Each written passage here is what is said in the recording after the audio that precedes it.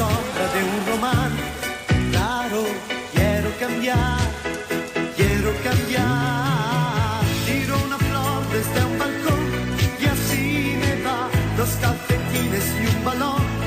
Y más quizá me voy sintiendo poco a poco. Loco, te veo pasar, te quiero hablar. Luna, luna, no enseñes solamente tu cara mejor, que bien te sientes allí sola, igual que el amor, creyendo solo en las estrellas.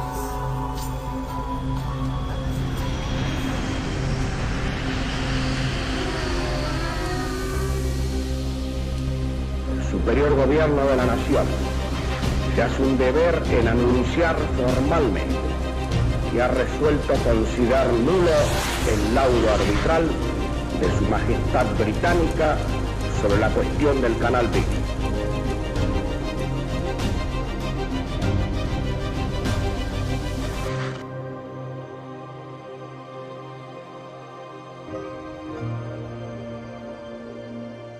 Bueno, la vocación de una potencia es salir a los dos océanos, digamos, ese era el principal objetivo, y que se inició porque Argentina tenía una visión geopolítica muy fuerte. Se había tenido ya discusiones muy importantes sobre la boca oriental del Estrecho Magallanes, y después, en la historia durante el siglo XX, también hubo dificultades con Argentina, y que son una suma de ellas que parten justamente por los temas de navegación en el sur, el Canal Beagle, el islote Snipe, y bueno, Laguna del Desierto. Todos esos capítulos indican de que la situación no estaba resuelta, ni mucho menos, y por eso se concurrió al arbitraje. Y el arbitraje fue claro y contundente a favor de Chile.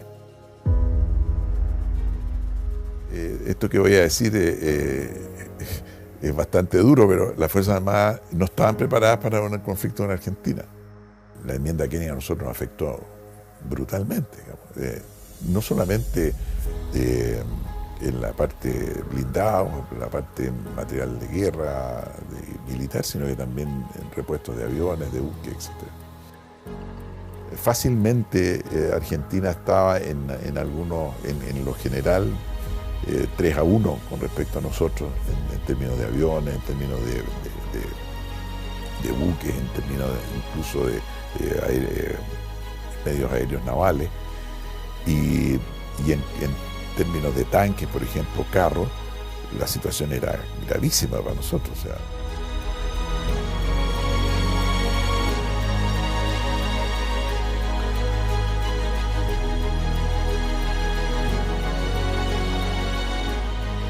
me acuerdo cuando tendría unos 11 años, le dije a mi mamá, me gustaría hacer el servicio militar, pero lejos, por Putre.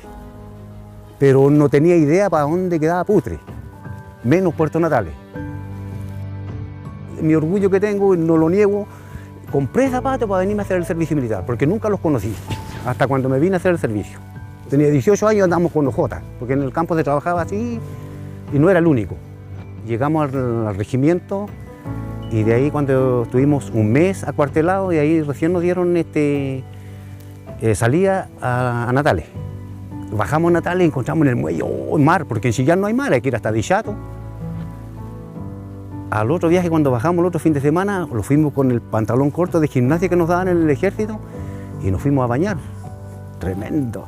La gente contenta, pues lo fuimos a bañar. Los tiramos del muelle abajo, la pura zambullía, nos salimos porque nos congelamos.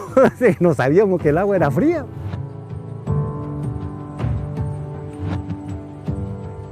Estaba en Santiago, yo pertenecía a la unidad de cazatanque, la escuela de blindado en Santa Rosa 900 en ese tiempo, y se nos informó de que nosotros veníamos movilizados a la zona austral y que los vehículos se venían por mar y las tripulaciones nos veníamos por avión. Más o menos a las 8 de la noche, a las 9, me llama mi sargento primero para decirme de que me despida de mi familia, de mi señora y mi hija, que tenía 4 años en aquel entonces, porque no sabíamos si íbamos a volver. En el fondo nos íbamos a la guerra. Hoy día pareciera que es una mera conversación, pero en aquel entonces no era así. era algo que se sentía muy profundo. Y por las informaciones que se tenía de la prensa en esa oportunidad, se sabía que la cosa no era agradable. Y le expliqué a mi señora de lo que se vivía y nos despedimos afectuosamente y lo que se venía quizás iba a ser lo peor. Bueno, cuando yo me presenté al ejército, al regimiento, bueno, me vestí como conscripto con la ropa que me dieron. Lo único que no había zapatos, la numeración mía, así que andaba con zapatos particulares. Dentro de las preparaciones para un conflicto, normalmente el ejército tiene planes de destinaciones de emergencia. Bueno, yo era en esos años capitán del ejército, había ingresado a la Academia de Guerra del Ejército. A nosotros en agosto del año 78, cuando ya llevamos prácticamente 6 meses de clase, nos ordenan desplegarnos a través de todo el país y a mí me corresponde ir a Punta Arenas, al regimiento blindado 5, el que se llamaba en ese tiempo. Me despedí de mi familia diciéndole que sí iba a volver, porque ese era el convencimiento que yo tenía.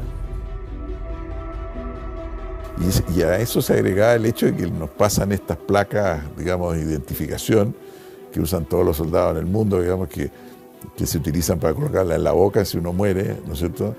O también para identificar la sangre o ese tipo de cosas. Por lo tanto, fue bien dramático ese momento, ese minuto, y particularmente a los que íbamos al sur, porque sabíamos que el frente principal iba a ser en Punta Arenas y por lo tanto las posibilidades de no volver eran mayores.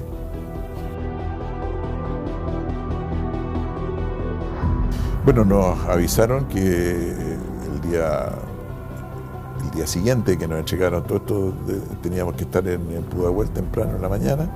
Llegamos a Pudahuel, había una enorme cantidad de aviones preparados en la pista, digamos, y salían cada 20 minutos y llenas de soldados, estaban aviones comerciales y de carabineros.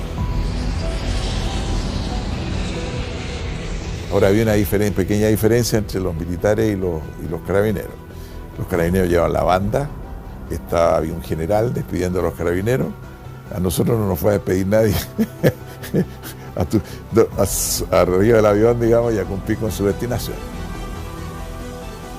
Estábamos plenamente conscientes, cuando uno elige la profesión militar, tiene que tener claro que este minuto tiene que llegar.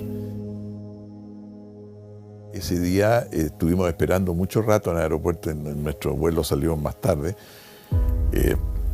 Llegamos de noche a Punta Arenas, mucho frío, en septiembre, una época compleja ya, bueno, siempre es complejo Punta Arenas, porque las 4 estaciones del año pasan así cada vez, y desde ahí, ese día dormimos en unos camastros ahí dentro de la unidad, y a primera hora de la mañana partimos en dirección a donde estaba el despliegue.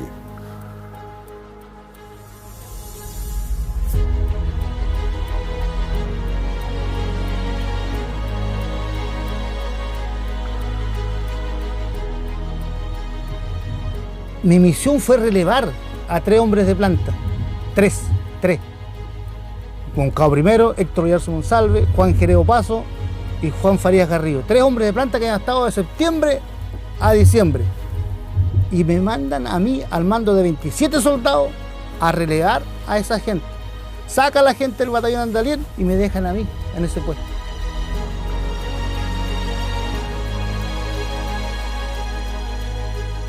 Tuve 7 meses, como 6 o 7 meses aquí en este periodo, en campaña. Después finalicé en Dorotea. Y en Dorotea estuve de tirador escogido con una FA ahí toda la vuelta para entrar a Argentina. Teníamos 25.000 tiros, era lo que yo manejaba, y como le digo, mi operador era Juan Carlos Gallegos Vera. Hasta aproximadamente tipo 3 de la mañana nos desplazamos hacia la frontera. Desplazamos hacia un lugar que se denomina Pampa Larga, y donde, a contar de ese momento, nos comenzamos a instalar defensivamente.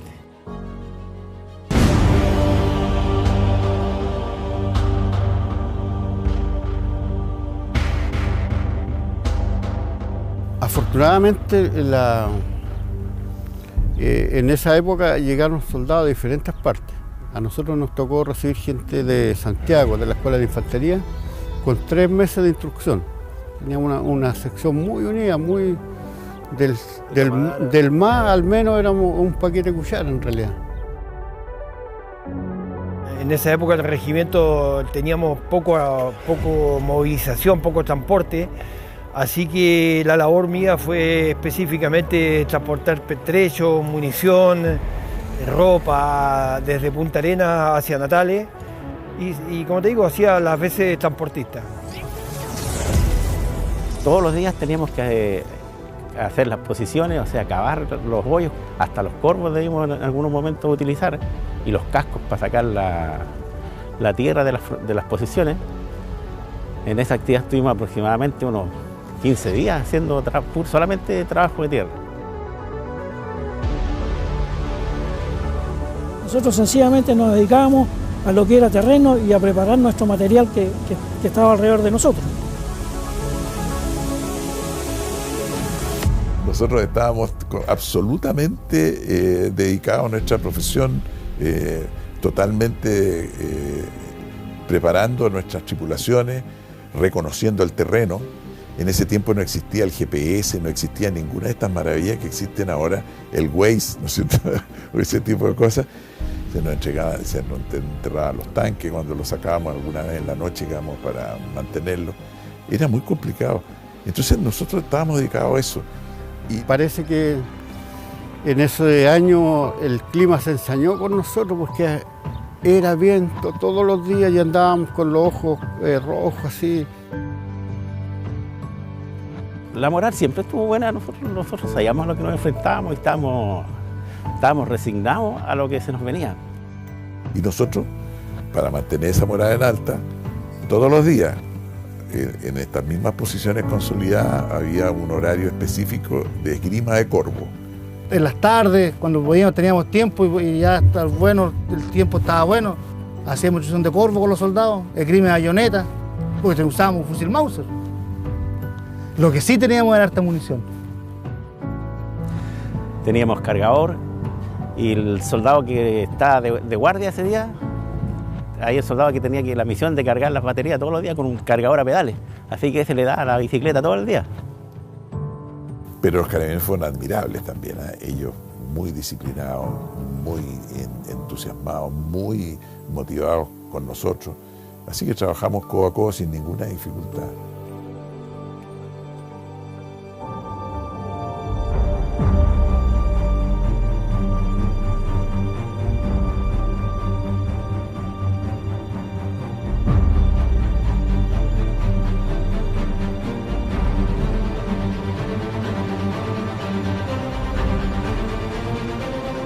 La sensación era que desde el punto de vista de Chile siempre se mantenía la calma, se trataba de que esto no escalara.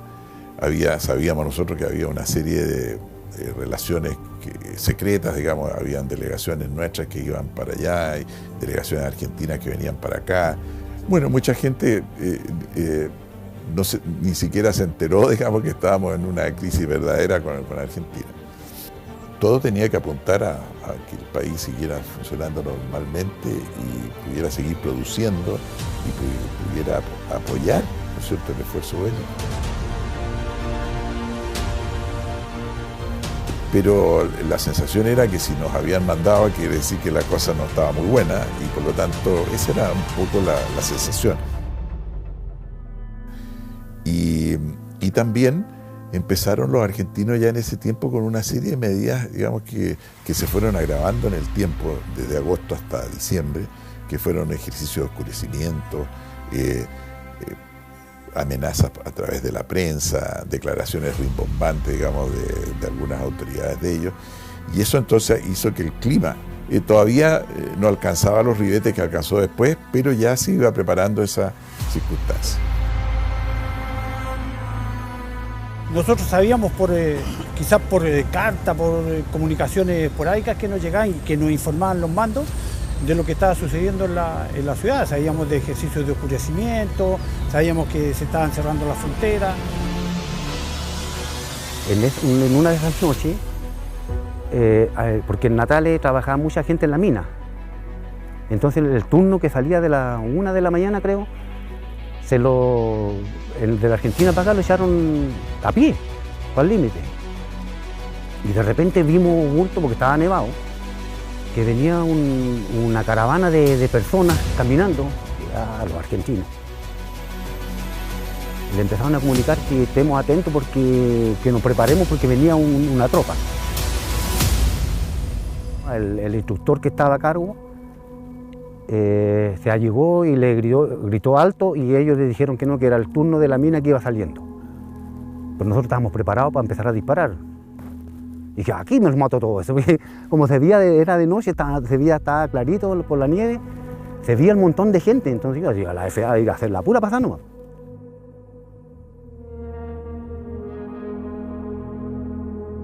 La mayoría estábamos con ganas de que terminara luego el conflicto, pero siempre con el espíritu de un buen soldado, tratando de hacer lo mejor posible, pensando en que todo el resto del país estaba en lo mismo, así que a mí por lo menos me da confianza de que en otros lugares igual estaban pasando por lo mismo y iban a sacrificarse como yo me estaba sacrificando en esta zona. Nosotros conversábamos todas las noches de quién iban a ser, los primeros que iban a ser atacados. Y pensábamos que los aviones, donde había superioridad argentina, podían llegar sobre nosotros en cualquier momento, y los primeros que íbamos a morir éramos nosotros.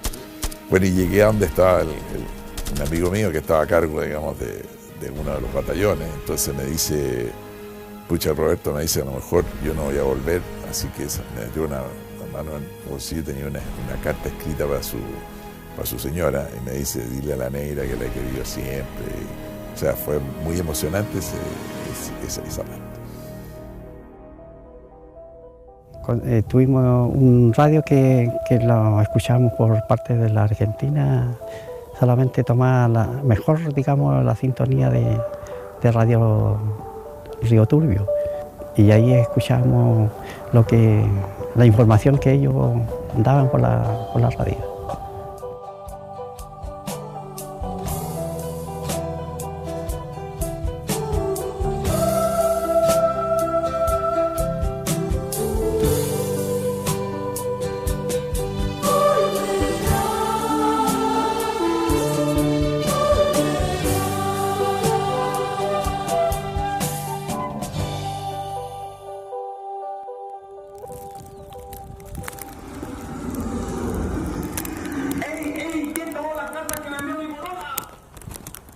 O sea, no había tiempo para aburrirse. Bueno, y por supuesto también había tiempo para jugar las cartas. En ese tiempo, y ahí en el sur es muy típico el truco. El truco se jugaba a 24 patas cero. Y se apostaban cigarros, 4 cigarros, 5 cigarros, depende de lo que tuvieran, porque a veces no habían. Pero esto lo aprendimos a jugar acá, sí, porque esto es un juego acá de la zona.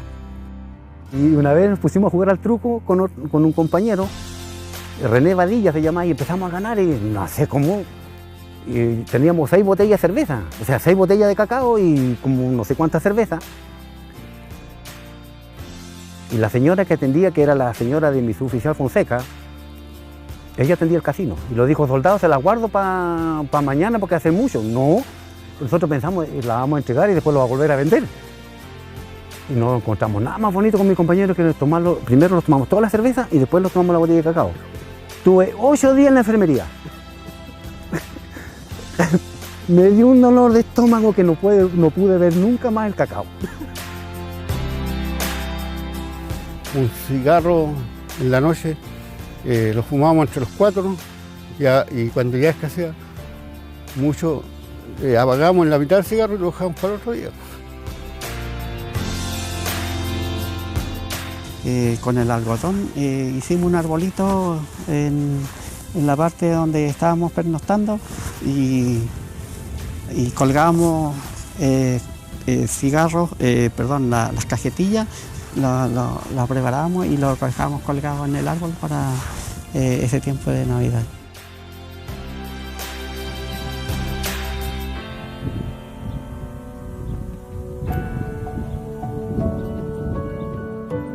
Del comando de la unidad llegan unos corderos y nos van a dejar 50 sobre yupi y una marmita con 50 litros de agua para celebrar la Navidad, imagínense. Es que hay muchas cosas, hay muchos recuerdos. Imagínese usted estar adentro de un hoyo, solamente conversar, planificar cómo lo íbamos a hacer para poder yo derribar el puente. Los soldados hacían su guardia, dormían, no podíamos mostrarnos. Pues aquí hay sentimientos encontrados, aquí hay cosas que uno no olvida, aquí hay cosas que muchos no saben lo que pasamos acá, cosas que vivimos.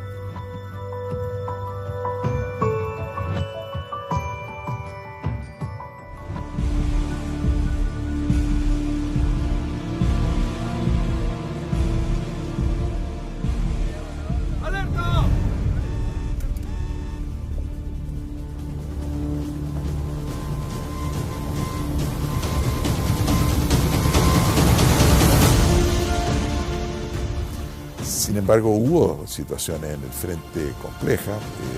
Sé que hubo algunas infiltraciones de comandos argentinos, digamos, al sector nuestro, que fueron descubiertos. Se tomó prisionero un capitán en Puerto Natales. Y también hubo algunos tiroteos entre unidades, digamos, que buscaban infiltrarse, digamos, tanto chilenas hacia allá como argentinas hacia acá.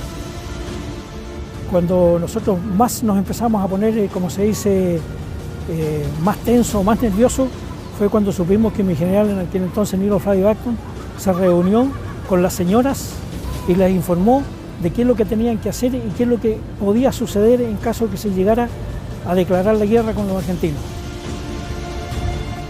La gran admiración que él sentía por la gente de Punta Arenas, de que no abandonó nadie en la zona y quisieron seguir ahí y sabían que el peligro era inminente y que había una situación muy compleja. Como habíamos estado en Iquique, en el fuerte Baquedano, arriba en La Pampa, nosotros siempre conversábamos y mirábamos la inmensidad del desierto y decíamos cómo los viejos del 79 soportaron una guerra acá, decíamos nosotros, conversábamos, era fuerte de conversación. Y después cuando estábamos acá, hacíamos la misma similitud, decíamos, bueno, y si los otros viejos fueron capaces en la guerra del Pacífico, nosotros tenemos que hacer lo mismo acá, como se nos venga. Sea como juega con el equipo que fuera, íbamos a enfrentarnos igual. O sea, nosotros sabíamos de que estábamos en desventaja, el doble o el triple o cuádruple, digamos, en cuanto a fuerza, pero no nos afectaba. Nosotros sabíamos que teníamos que afrontar esa situación. ¿Cómo?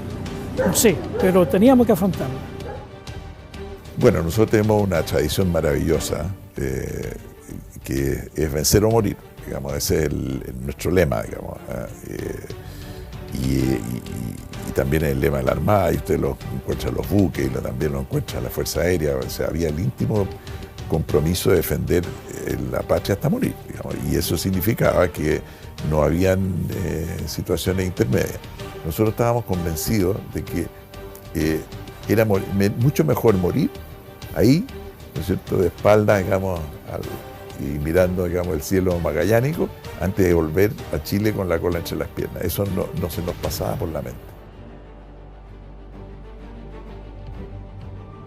A ver, efectivamente, el día 22, como nosotros sabíamos que podía producirse un ataque aéreo, ¿dónde se iba a producir? No lo sabíamos.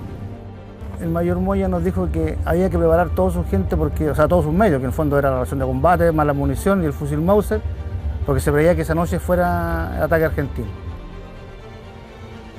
La sensación era que al final había llegado el momento, ¿no es cierto?, y que era una suerte de incertidumbre bastante grande, la verdad, y sabíamos que iba a ser una cosa bastante sangrienta. Es muy difícil, digamos, protegerse. No hay cerros, es una pampa. Pero fueron horas esa noche fue una de las más largas de lo que estuve yo ahí en la frontera. Estábamos durmiendo yo y de repente llegó un vehículo a la posición.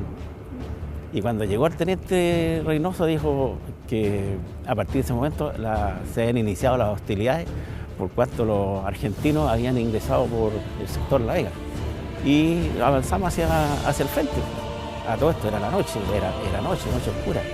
Y llegamos al lugar donde, al cruce Siayque, y ahí nos tendimos. Luego llegó el comandante de la brigada y le dijo al teniente Reynoso, quédate aquí en este sector, yo voy a ver si está el enemigo delante. Si me encuentro con el enemigo, le voy a lanzar un low, por el lanzacohete low. Así que nos quedamos con el teniente con la cara pegada al suelo, escuchando la detonación.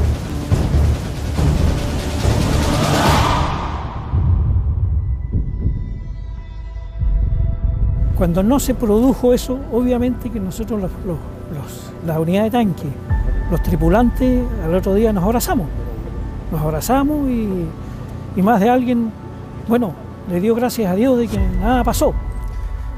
Cuando volvimos al lugar de posesión, todos nos volvimos con un sentimiento muy especial porque habíamos ido, entre comillas, a la guerra y volvíamos de la guerra. Todos comentábamos, chuta, qué lástima que no pasó ahora, porque si no pasó ahora ya no hay guerra, felizmente. Cuando le avisamos al contingente de que ya había venido la mediación papal y que se iba a desmovilizar la fuerza, etc., nadie quería venirse de vuelta. Fuentevilla, reunión de tropas. Chico, volvemos a casa, una cosa así, yo no recuerdo muy bien las cosas, pero creí que ya no había guerra, que volvíamos.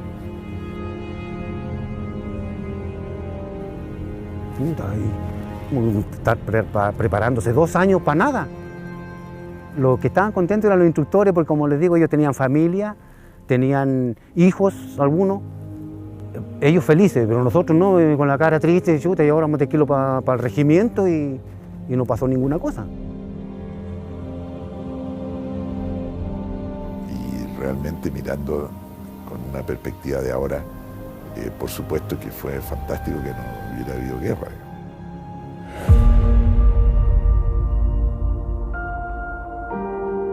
Yo volví en agosto al norte a ver a mi mamá.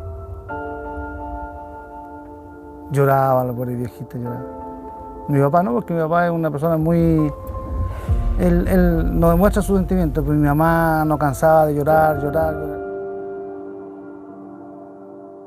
Cuando llegué allá al año siguiente de vacaciones, me abrazaron por haber defendido, me dijeron, haber defendido Chile.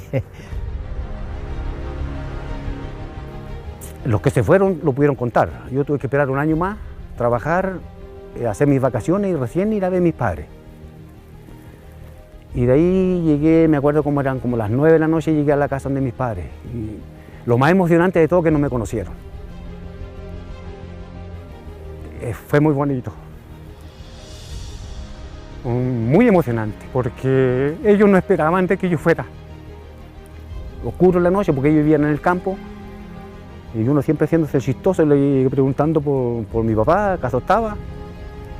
Le salió mi mamá y le pregunté, mi papá se llamaba Reinaldo Herrera, y yo le dije, ¿está don Reinaldo? Sí, me dijo, sí está. Y yo le dije, estaban feos todos, mamá, que no me conocen. Y entonces, que yo había crecido, como le decía, ella no era niñito de 1,60 m, un hombre de 1,72 m, me había dejado el bigote, con otro vestuario, entonces cuando me vieron no me conocieron. Los militares no llevaron banda al aeropuerto cuando llegamos, ni mucho menos, llegamos como cualquiera, digamos, de vuelta, y a los pocos días ya estábamos de vuelta en nuestras actividades, así que la mejor celebración después de todo este tiempo fue en lo íntimo con mi familia, digamos, o sea, eso fue maravilloso y extraordinario, y lo tengo aquí muy grabado, digamos, es como la vuelta a casa.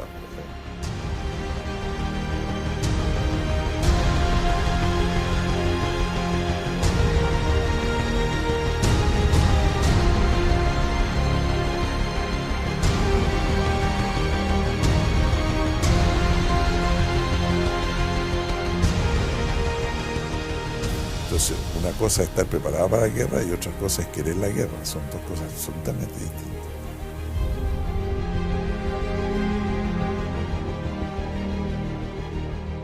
Y obviamente que aquí hay que hacer un recuerdo muy implícito, que es al conscripto, al soldado conscripto, ese que estuvo con nosotros, ese hombre que nosotros lo entrenábamos y que le decíamos, no te preocupes, que estás con nosotros, estás conmigo y vamos a volver.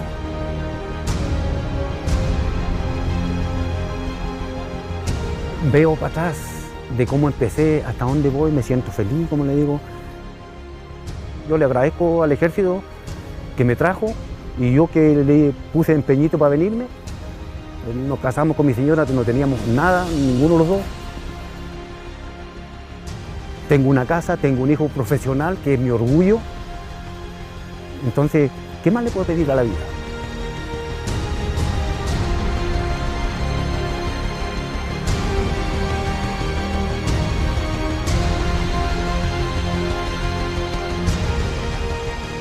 Nosotros no nos consideramos héroes, sino que nos consideramos veteranos, y eso es lo que nosotros hemos traspasado y, al conversar con las generaciones nuevas, con las generaciones de oficiales, con las generaciones de cuadro permanente, con las generaciones de soldados.